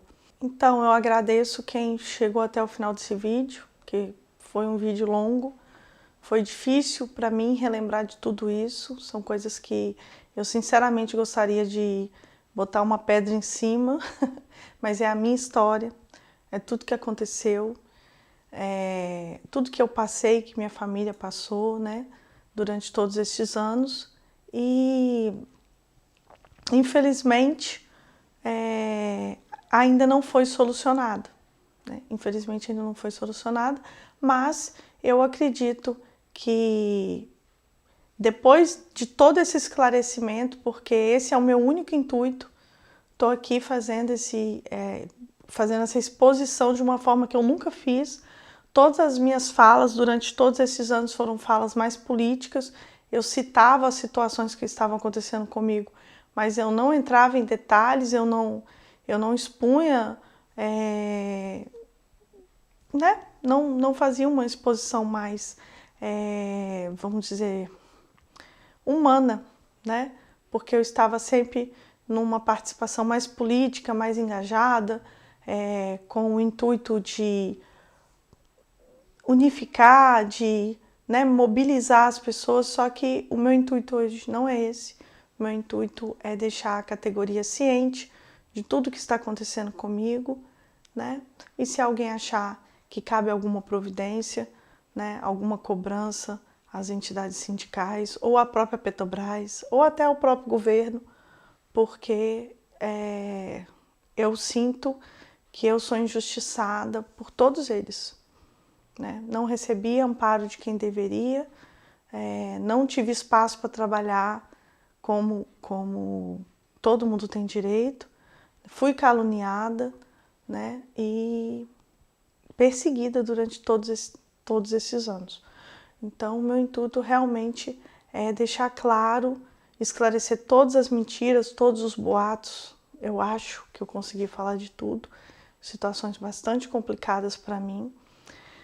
E espero que vocês, cada um que ouviu esse vídeo, compartilhe para que, né, a minha versão chegue a todos e as mentiras sobre mim cessem.